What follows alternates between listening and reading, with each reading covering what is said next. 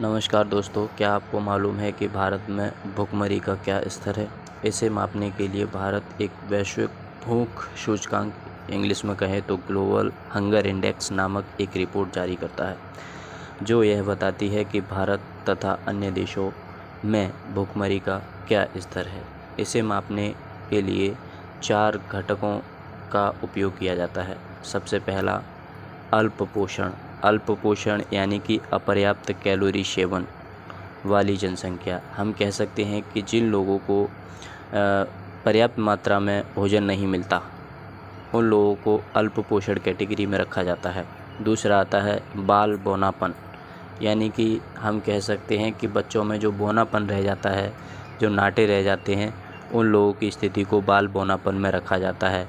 और इसमें 5 वर्ष से कम आयु के बच्चों को रखा जाता है, जिनकी लंबाई उनकी अनुपात में न बढ़ी हो। जैसे कोई बच्चा 5 वर्ष का हो गया और उसकी लंबाई 5 वर्ष के हिसाब से न हुई हो, उसे बाल बौनापन में रखा जाता है।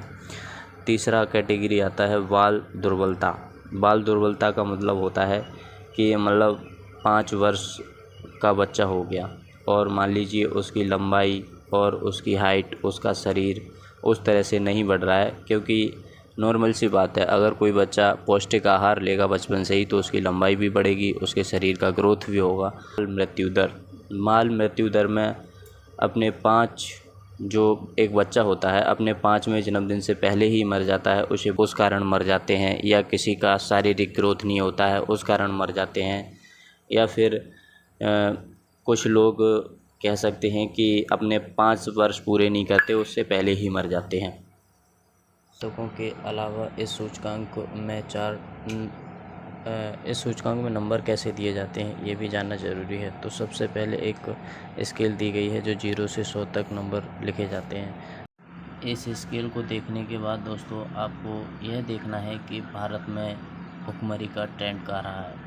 इसमें हमने एक चार्ट दिया है, इस चार्ट में आप देख सकते हैं। और उसके बाद ये मैप्स दिए गए हैं, इन मैप में देख सकते हैं जो ग्रीन कलर में है उनमें भुखमरी नामात्र है, और जो ऑरेंज कलर में है उनमें थोड़ी थोड़ी, और जो रेड। अब आपने ये मैप देख लिए होंगे। इन मैप्स को देखने के बाद अगर मेरी वीडियो अच्छी लगी हो तो एक सब्सक्राइब जरूर कर दें। वीडियो बनाने में